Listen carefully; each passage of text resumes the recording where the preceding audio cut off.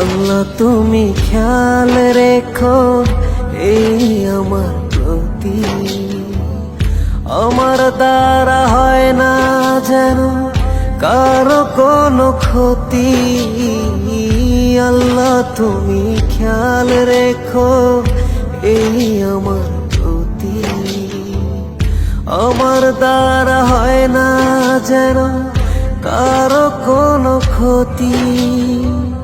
করতে পারি শুধু যেন তোমারই ইবাদত,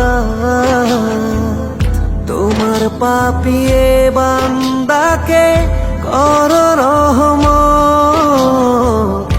আল্লাহ তুমি